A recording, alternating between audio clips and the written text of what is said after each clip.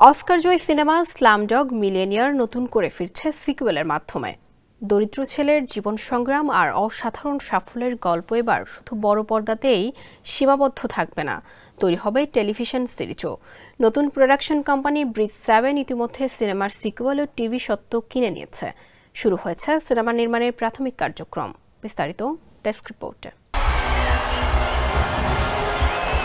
Slumdog millionaire 2008 সালের সেই cinema যা বিশ্বকে মুগ্ধ করেছিল। 8টি অস্কার জয় আর কোটি কোটি মানুষের হৃদয়ে জায়গা করে নেওয়া এই সিনেমা এবার পেতে যাচ্ছে সিকুয়েল।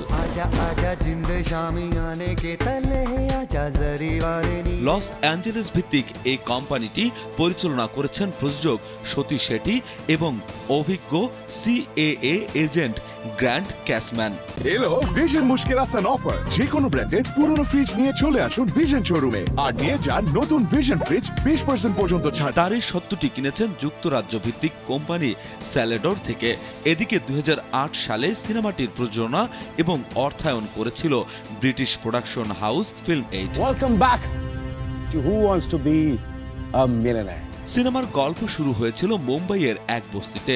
দুই ভাই জামাল এবং সেলিম, যাদের শৈশব কেটেছে দারিদ্র্য আর কঠিন বাস্তবতায়।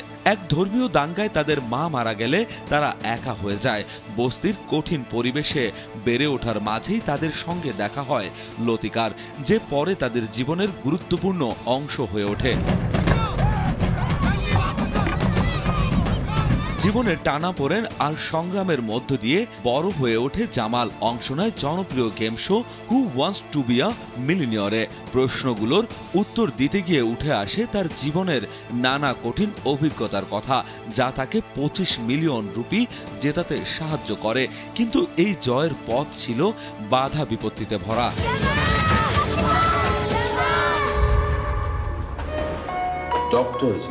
প্রথম সিনেমাটি পরিচালনা করেছিলেন ড্যানি বয়েল। কেন্দ্রীয় চরিত্রে ছিলেন দেব প্যাটেল, ফ্রিদা পিন্টো এবং অনিল কাপুর।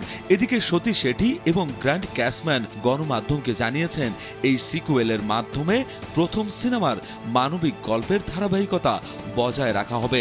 তবে কি ধরনের গল্প হবে তা এখনো প্রকাশ করা হয়নি। বিনোদন ডেস্ক, কালবেলা।